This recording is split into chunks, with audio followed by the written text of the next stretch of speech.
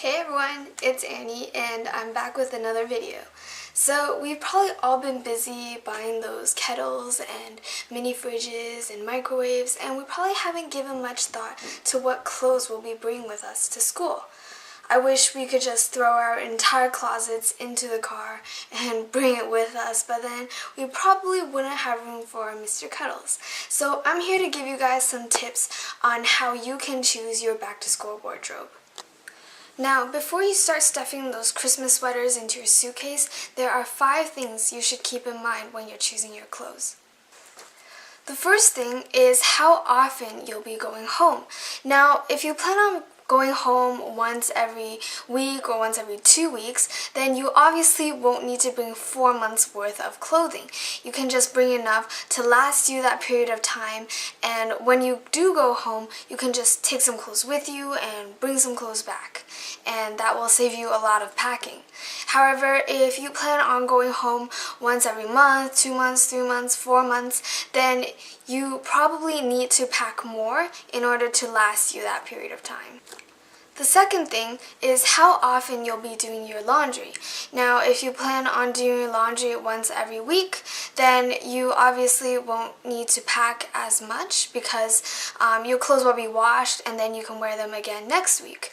However, if you plan on doing your laundry, say, once every 2 weeks, you'll need to pack slightly more because you'll need your clothing to last you those 2 weeks. And I stress this for underwear and socks because you do not want to run out of underwear and socks halfway through the week. While we're on the topic of laundry, you should also take into consideration the material of your clothing. If you have some items that are more delicate and require hand washing, you need to ask yourself, are you willing to take the time to wash those items by hand? If not, then you should probably leave them at home. The third thing that you should keep in mind is the activities that you're planning on participating in. If you're planning on doing sports, for example, swimming, jogging, working out, then you'll need to bring some workout gear, sports gear, swimming gear, whatever you think you may need. If you plan on clubbing or partying, then girls, you might want to bring some dresses. And if you're planning on getting a part-time job and working while you're in school, then some work-appropriate attire might be nice. The fourth thing that you should keep in mind is your faculty or program.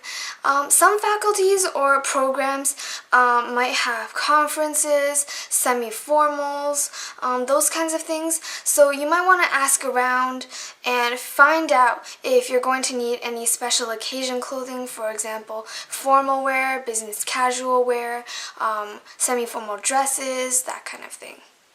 The fifth thing that you should keep in mind is, of course, the weather.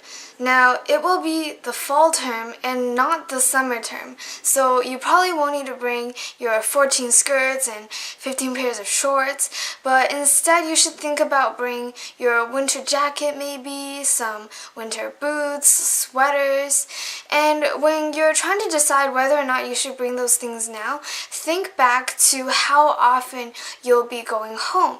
If the next time you'll be going home is January, you might want to bring that winter jacket now so you won't have to freeze to death for November and December. But if you're planning on going home in the beginning of October, then you can probably leave that winter jacket at home for now until it actually starts to get cold.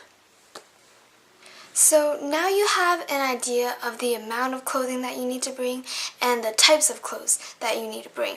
That means it's time to move on to the next stage, which is deciding which specific clothing items you're actually going to bring with you.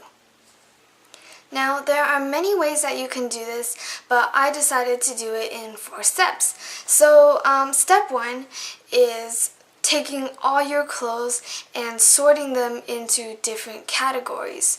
So, for example, my categories were long sleeve tops, short sleeve tops, shorts, jeans, skirts, etc. And I think the good thing about sorting it into different categories is that it really allows you to see what kind of clothes you have and how much of each type you have.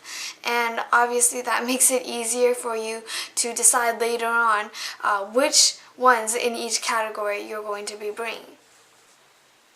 Step 2 is to go through all the clothes that you have laid out and pick out any of the ones that you know you don't want right away.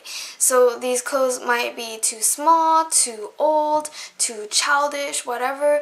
Just pick out those ones you see immediately and know that you're not going to bring and put them in one pile and donate it or something, throw it in your younger brother's room. Step 3 revolves around 3 questions. Do I like it?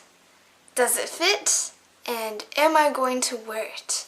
So to help you answer these questions, you could always try on the piece of clothing, think about what kind of outfits you can make with it, and obviously don't bring something with you that you think will be useful if you don't like it, because if you don't like it, chances are you're not going to wear it.